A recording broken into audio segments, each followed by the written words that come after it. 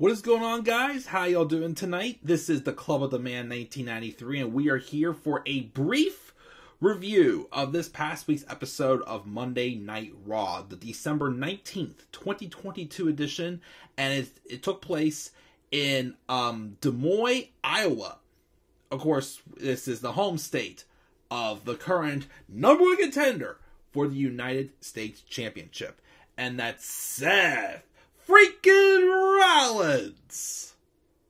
So, of course, he got, to go a big babyface pop tonight, as I am, if not tonight, tomorrow. Again, as I said in my recent video, where I'm going to try my best from now on not to hype something up and then to not do it. I'm going to try, of course, to get tonight and tomorrow, get as much, when I'm not with family, of course, get as much content caught up with as I can. Because like I said in my video where I briefly posted, where I talked about how I make some changes to the channel time being, because guys have a ton going on in my life right now. So just make it easy for me. Like I said, uploads only for now, except for when I do my retro Raw review, which I'll try to watch that tonight. Can't promise that. But I'm always going to just do uploads only for now, just so you know, get by quicker. I also, again, am going to be skipping SmackDown tonight, since it's more so just a pre-tape show, and it's just a, fun little, holiday type show, basically, but not much worth to really talk about from what I saw. And then, Monday is just like a year in review Raw, so there's going to be nothing really happening on Raw, so there's nothing to review there. So because of that, I'm skipping SmackDown tonight, and I'm skipping Raw on Monday as well. But I will review at least Raw and Dynamite from this past week tonight. Maybe get the other news pieces from wrestling in as well. Some baseball news I want to do as well. So we have a few things I'm going to try to do tonight. We'll see how it goes. I'll get uploaded whatever I can get uploaded tonight, and we will, of course, go from there. So Raw this past week, it was okay. I'm not hating on Raw. The past couple weeks, though, it feels like they're coasting a little. Like, a little bit of, a breather period. Yeah, we have some things. Again, we have, the first Raw, the New Year, hyped up with a Raw Women's Championship match and a United States Championship match, which had a good promo with Austin Theory and Seth Rollins as well, going to war, basically, and about being, the chosen ones and whatnot. And it worked out pretty good, I gotta say. I'm definitely looking forward to that match on the first Raw of the new year. And, of course, the Raw Women's title match with Alexa Bliss and Bianca Belair, as I do continue to tease Alexa Bliss going back to that dark Harley Quinn type character. We'll talk about that, of course, when we get to it, because although, I'm intrigued to see what happens with Triple H in charge, I'm still concerned, because the last time they took it too far. But then again, last time, that was, of course, when there was no fans. It was pre-taped. They could edit things in and whatnot and trick us. We'll try to, but we can see right through them. Yeah, remember Michael Cole in a piped-in noise, talking about Drew McIntyre? Yeah, that was bad. That really exposed our audience. But, I don't know. Yes, we always say we want longer pay-per-view builds, and we really haven't had much at all announced for Rumble right now. I get that. But, like I said, it just feels like the past few weeks, Raw has been, coasting a little bit. Not horrible, but it's, nothing too ground-worthy. But, of course, it will pick up, of course, when we get to January, get into Rumble season, and, of course, Mania season as well. So it is about to pick up. I have the faith. But, let's just briefly review this show, just to give my brief thoughts on it. Most of the night, we had the Bloodline. I guess, obviously, since, Roman Reigns and the Bloodline are upset about having Kevin Owens picking John Cena as his tag team partner on that tag match on the December 30th episode of SmackDown, which will be, again, Roman Reigns and Sami Zayn teaming up to take on Kevin Owens and John Cena. So, of course, they want to send a message. They're basically doing what the Undisputed Era did the first night in NXT. They basically just had these blind sides and took everybody out, but you never really saw the beatdowns. Well, some, not all of them. I believe they took out Mustafa Ali. Dolph Ziggler, I believe they had taken out as well. They, of course, take out the OC after the OC had a match with Alpha Academy, which also led to a match with AJ Styles and Sami Zayn, which was awesome. Every time I hear those two getting ready to have a match, I always think back to that match. I still think it's one of the matches that just stands out so vividly to me. If you guys remember, it was a match back in the spring or summer of 2016 when Sami Zayn first came to the main roster. It was Sami Zayn and AJ Styles. And the stipulation was if Sami Zayn won the match, he would be added to the WWE World Heavyweight Championship match at Payback and making a triple threat with Roman Reigns, AJ Styles, and Sami Zayn. Man, though, when they announced, I thought they were teasing Roman Reigns versus AJ Styles at the Rumble. I still want to see them have a match again. I mean, it's hard for me to want to see it right now, though, because yes, AJ has lost a lot this year, but I still want to see that match happen again. It should, of course, but they're probably still going to be going with Roman Reigns and Kevin Owens at the Rumble, of course. And again, it's going to eventually lead to, again, Sammy and Kevin reuniting and dethroning the Usos at WrestleMania. But yeah, so that was like, an interesting part. Of course, Adam Pearce, he come out and I was like, no, stop this. And they even, of course, interfered during a promo with Seth Rollins and Austin Theory. They targeted Seth Rollins because Seth Rollins basically mentioned something about he wants to come after Roman Reigns. So the Usos attacked him, and it's set up for Kevin Owens to come out, and there was a tag match with Seth Rollins and Kevin Owens reuniting as they were briefly a tag team earlier this year until they fought over, having a WrestleMania moment, whatever to that. And it led to a non-title match with Kevin Owens and Seth Rollins versus the Usos, and of course the Usos had to lose clean.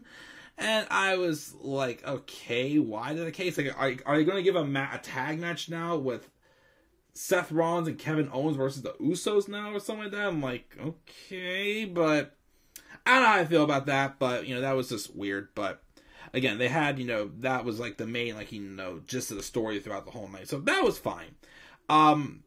We also had the Street Profits and Akira Tozawa taking on the Judgment Day. Why is Akira Tozawa chilling so much with the with the Street Profits?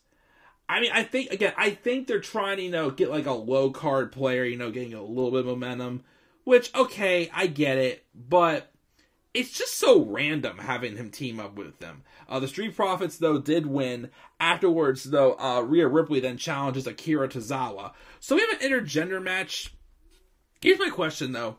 And a lot of people are saying this too. What's the point of doing an intergender match if you're not going to allow the guys to punch the girls? For crying out loud, Rhea Ripley is a badass. She's a badass. She freaking body slammed Luke Gallows. She took out AJ Styles, I remember. She basically, has gotten physical with... Okay, that's going to sound so weird. So I'll back up a second.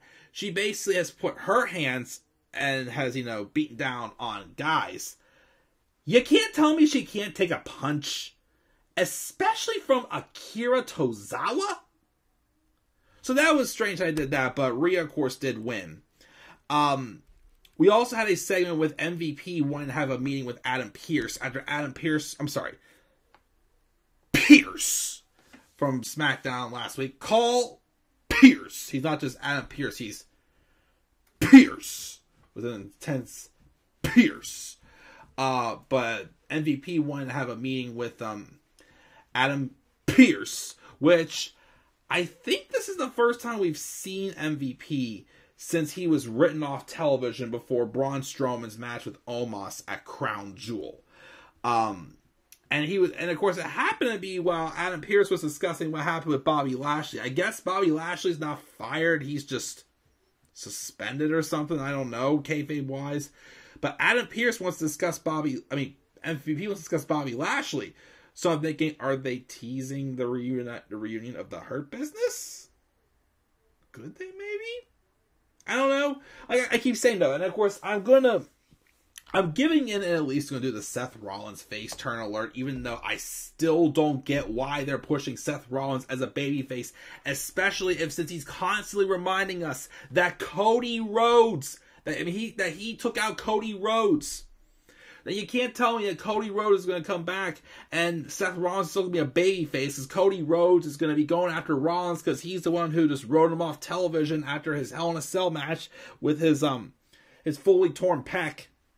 But it just still feels like they're forcing a heel Bobby Lashley on me right now. Like, if they reunited the Hurt Business, I'm going to freaking cheer the Hurt Business.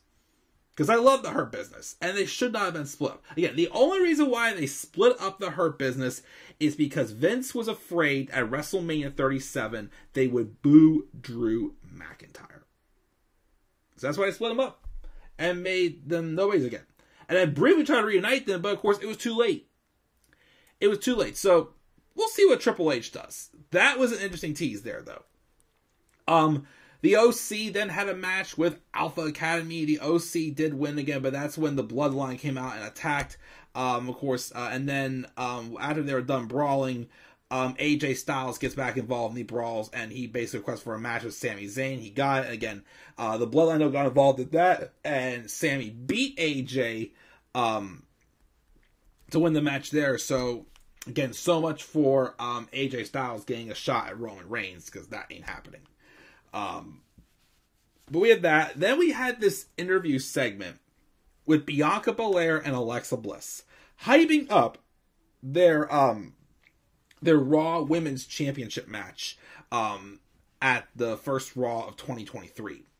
And basically, Alexa was like, yo, girl, what happened last week whenever she tried to do the whole, thing. And Alexa basically said something, which, what didn't make sense is that she said Bray Wyatt abandoned her. And it's how Bray Wyatt's kind of getting in her head. But Bray's not the true threat. Like, she doesn't need Bray. She's the threat to the Bianca's Raw Women's title. She was winning titles long before Bianca ever came here, whatnot. Which, of course, it's true. But it doesn't make sense that she said that again, that Bray Wyatt abandoned her. She turned on Bray Wyatt at WrestleMania 37. So that didn't make any sense. But of course, when they seem, cool though, Alexa's trying to be, serious, I'm still a threat. I don't need Bray Wyatt to be a threat. But of course, you do see Bray Wyatt's logo kind of appear in the background. And then as Bianca turns away, Alexa grabs a plant and slams into the back of Bianca's head. Maybe it was Mitch the Potted Plant's daughter or something. I don't know. But that was an interesting segment. Of course, they are kind of rushing it. I thought maybe they would, do a little more character development before doing the match. I thought maybe they would save this till Rumble, but we're doing the first match of the new year. Okay, we'll see where it happens with that. Then we had the winner-take-all ladder match with The Miz and Dexter Lumis. This match was fine. I'm just still done with this thing. And as I keep saying too, is I just do not... It feels like they're still trying to force something out of this Dexter Lumis face character. I still think Dexter's got to go heel. I just don't think there's much mileage in this stalker type character as a babyface. And especially if you had Dexter Lumis lose and lost everything. Lost his money and everything back to The Miz. And of course, he lost it all because of the returning Bronson Reed. Which, okay, I'll first say the plus side. I'm happy to see Bronson Reed back.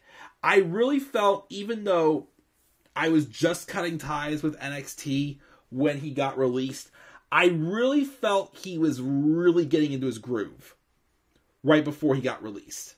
Because he was somebody that Vince was giving him like a tryout match on Main Event. And I thought he was it felt like he was finding his groove. And they released him. Why? I still don't understand why. Budget cuts. Budget cut my ass, Vince. But no, he's gone to New Japan. He wrestled as Jonah. He's had some really good matches, I've heard. I think he even beat Kazuchika Okada, I heard. So I'm glad to see him back. He's back as a heel too, so that's interesting. But why does he have to be Miz's lackey? Why does everybody have to be a lackey to The Miz? You know, like, it's just, like, super repetitive. Like, we had the Miz Taraj. We had Alex Riley. We had Damian Mizdow. We had John Morrison. Which, why not bring him back? I feel like you could bring back him and Taya Valkyrie, you know, now Triple H in charge. I mean, I definitely think Triple H did have plans for Frankie Monet. Of course, that plug got pulled. Yeah, bring her back. Again, I like Bronson Reed, but it's just so random. It's just very random to get Miz another freaking lackey. But I do look forward to what Bronson does when he's back in. Like I said, when he got released, he was really finding his groove. And I think he just got even better while he was in New Japan. So I do look forward to see what he does. But as Mrs. Lackey, it's just random. I'm more interested in what Bronson Reed does next than Dexter Lumis. Like I said, I really think the stalker gimmick, it can really only get so much mileage to it. So we'll see what they do next with Dexter Lumis now that he's lost all of his money again. Who knows? But we had that. We had a segment with Seth Rollins and Austin Theory, you know, having a good, you know, back and forth promo segment, basically, you know, about them but being, you know, the man, the future, this and that. And again, that's when the Usos attacked. Kevin Owens came out and saved Seth Rollins. They reunited and they had that tag match where they won. Even though, again, Austin did interfere in the match and took out Seth, but Owens still won 2-on-1, of course, which, okay, yes, having your tag shift lose clean, you know, is not anybody's a fan of, but, you know.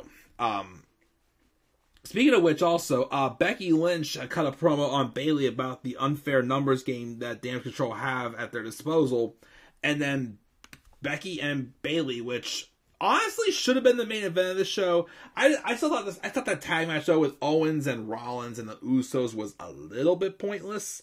I felt like a little bit filler, but this should have been the event of the show, Becky and Bayley, which was a great match.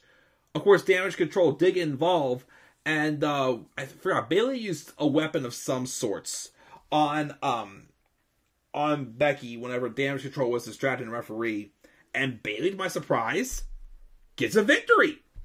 She got a big victory over Becky Lynch. Yes, she cheated, of course, but Bayley needed a victory at some point. So have it sneak in, cool. I still, you know, thought maybe this was going to lead to a singles match. Maybe, you know, eventually, like, for like, Chamber, maybe, but, like, more so use this as, like, to build, like, something for the Rumble. And, again, yes, I still don't think Becky should win the Rumble. Have her win the Chamber. Well, I just said I want to see Becky and Bayley in the Chamber. Unless you're going to say Bayley's want to glow about her victory, and now kind of lead to, like, a Chamber match, but then a one-on-one match for Mania where Becky puts her number one contendership on the line. I don't know. I still think that I want to see someone different win the Rumble. Just someone different. But then again, who are we going to have else win the Rumble? I mean, you know, again, like, I want to see Becky and Ronda at Mania. I do it now. Because there's nobody else left. Like, we can't wait another year and have Ronda have nobody else to freaking fight because she's just going to go through the motions again. And, of course, if they are going to do Bianca and Charlotte, I don't want to see Charlotte win the Rumble either. She doesn't need the Rumble. So, again, I keep saying, if they're going to get Alexa and Bianca over with now, have Rhea fight Bianca. Rhea never got the title match that she earned before she got hurt. And again, put the freaking title on Rhea. And yes, I know Mia Yim is still back. She's still, you know, knocking the rust off. Although she looks like a complete badass with the OC. I still kind of want to see long-term storytelling. Somebody different win the Rumble. Go to Mania. Have the match and win the title. And I want that to be Mia. I know it's probably not possible. But it's what I personally think would be better. For something different and fresh. But yeah, Bayley gets a sneaky victory over Becky. And again, that basically the gist of Raw. I kind of went a little out of order there and whatnot, but it was a decent show. I'll give it a C+. Nothing that's really making me go like, oh my gosh, that big. Because like a lot of stuff like seems like set of what's going to be happening for the most part for the Rumble. But then there's part of me again that's just like, okay, this is like, it's coasting. It's not like horrible, but it's not amazing either. It's just, you know, just coasting, taking it easy. But But yeah, that's my brief Raw review. I gave it a C+. Again, as I keep saying, gonna be mainly uploads for now until I get a little, balanced in life right now. So this is how it's gonna be. But guys, that's my brief thoughts on Raw. Again, gave the show a C+. What are your thoughts on Raw for the last Raw of the year that I review? Make sure to leave your thoughts down in the comments section below. And be sure as always to slap a like on the video, subscribe to more content on my channel, and follow me on Twitter at the Club of the Man 93. And don't forget to shout for Meatball Sub. Follow me on TikTok at the Club of the Man 1993. Until then, guys, I'm checking out. I'll catch you all later. Have a great rest of your night. Peace out, buddy.